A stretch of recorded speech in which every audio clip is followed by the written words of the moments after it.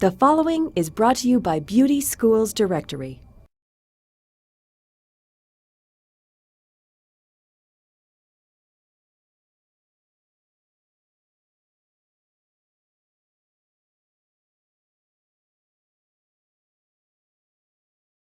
Well, it's going to shock you because what is being said out there is 85% is soft skills and 15% is your technical skills. That is amazing. Think about that number. 85% is on all of the skills that you need outside of what you do on somebody's head. Because the truth is, I'm not the greatest hairdresser in the world. Okay, I'm not. Am I good? Of course I'm good. I better be good by this time, right? I better be good by this time.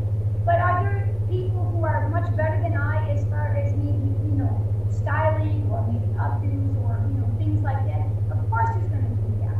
But the one string that I can hold on to, and the one thing that I pride myself on is the way that I make people feel.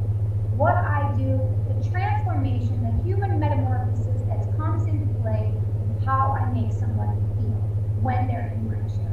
That is my goal. My goal is to not only make them look good, but to make them feel good. And when you can put your heart into your career, you will be successful. When you can put that client first and you understand the value of the human spirit and what we really do in our business, then you have a much better chance at combining your technical skills with your soft skills to make you be more successful. And truly, the beauty of our industry is also the fact that success comes in many forms. For some people, the success is going to be that they want to be on top of the heap and they want to be on a platform and they see themselves with a salon or 2 salons or 10 salons or whatever. But other people who get involved in this industry can have smaller successes and feel very successful. They can have, a studio, salon, or a smaller case salon, or they can work from their home, or they can, partner with somebody. The sky is the limit on how you can utilize your beauty license to have a success that is right for you. And so when I go out there and teach in my classes, I try to give an overview and get people to be talking about what success is for them. Because it doesn't, even me, you and I, if we were to sit here and I was to ask you that question, your success level would be very different from mine or from your peers.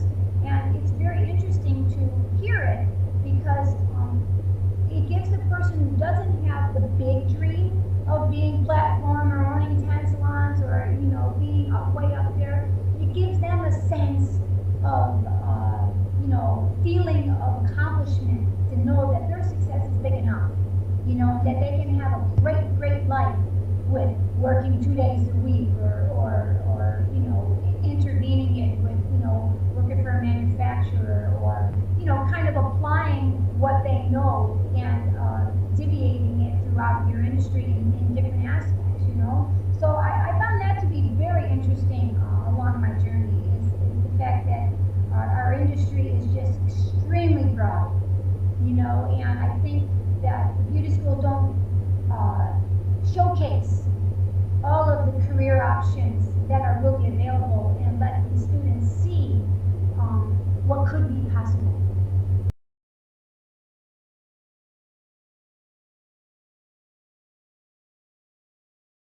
Well, I have over 50 or 75 of them outlined in my book. Some of them just offhand that you can utilize. Of course, I'll just go down so I can remember, okay? So I don't have to look at my book. Okay. You can be, a cosmetologist. You can be an esthetician. You can be a nail artist. You can be a massage therapist after you go for more schooling, okay? You can be a salon owner, you can be a school owner, you can be a multiple chain salon owner, you can work for corporate, you can work in for a manufacturer as an educator, and you can work for a manufacturer as a retail specialist. You can be a beauty school teacher. You can work for, be a behind the scenes, like we're doing here for MTV or American Idol or any of those big things. You can work in the industry as an event planner. You can be a coach like myself. You can be a specialist in grading. You can be a specialist in color. You can be a salon coordinator. You know, the list just is endless. But there's just so many things that a student needs to know, because what if you go to beauty school and you not fail, but you find out that after you've been there, that hair is just not your thing. Okay, now you spend $20,000 on getting a beauty school license, and you figure out that hair is your the thing that you're good at or that you enjoy, on a day-to-day basis, or you just can't relate to the people. Then what? Then what do you do with that license? So many times I have come across some of my past students, and I'll see them at a beauty supply, and I'll say, oh, how you doing? What's going on? I think they're okay. What are you talking about? I'm not doing it anymore. And I'm like, stopped. I'm like, why? There's just no more music. So what are you doing now? I'm going to school to be a nurse, or I'm like, what? I'm appalled at that. And the reason why I am is because, I can't help but bring it back to the schools and think to myself that, nobody told them that there were other things that they might be interested in. Nobody shared with them the other 50, 75 other ways that they may be able to utilize their license.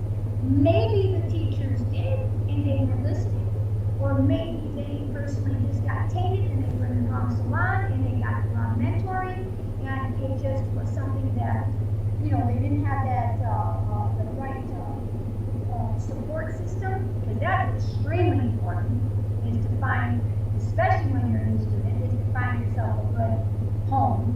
When you're out there looking, I always tell my students that, to make sure that they look before they leave, into a salon. Go there, check it out.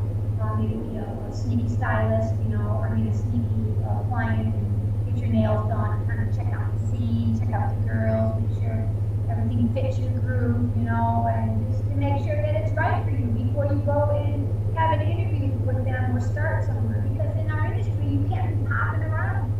You got to kind of find yourself a home and then plant it there and get going, because it takes a lot of hard work and dedication to build a clientele.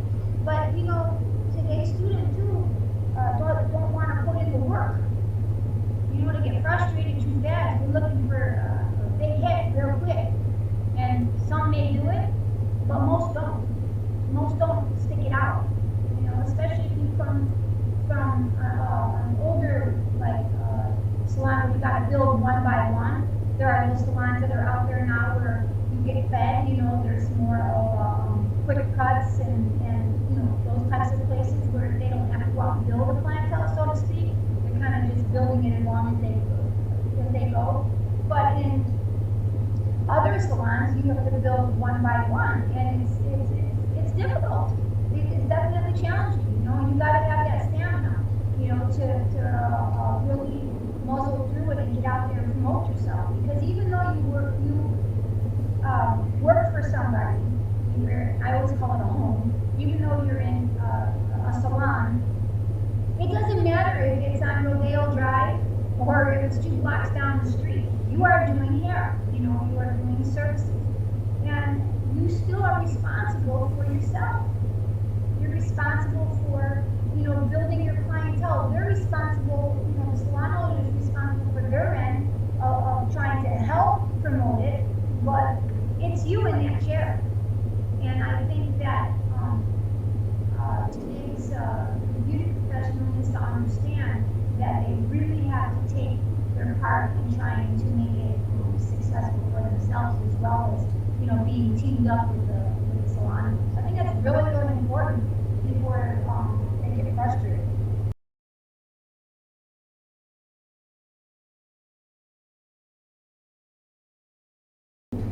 Are you kidding?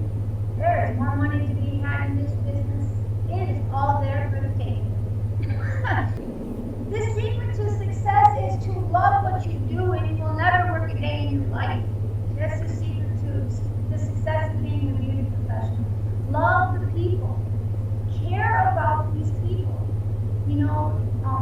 Understand their needs. Go a little bit deeper. This business is a personal relationship business. It's about building relationships. It's not so much about doing hair. The biggest way you're going to be successful is you take the time to get to know people. Get to know them, get to know their life, get to know their wants and needs. Don't do all the talking. Let them do all the talking and make them feel like they just had the best conversation of their life. They were doing the talking, they were doing the listening.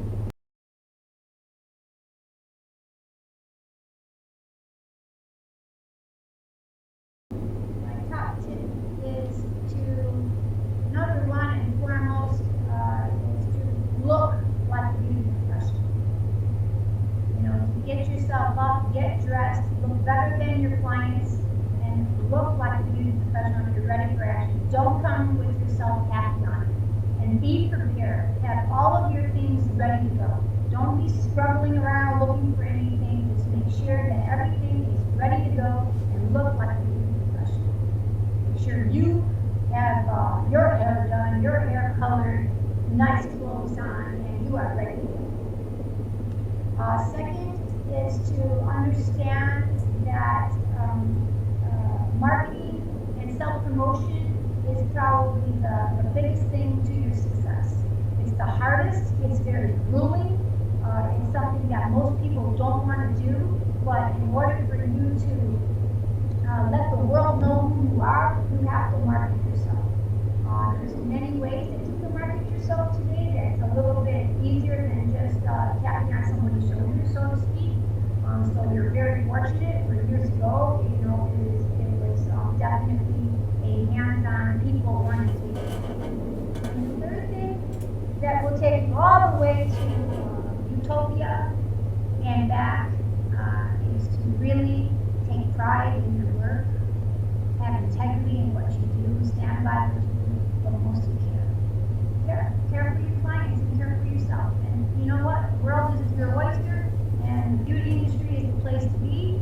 And it's not going anywhere. It's going to be there for forever, and no one's going to replace us. No machine is going to replace us. And you can have a lifetime career. Many people have done it before us, and it just will continue to grow.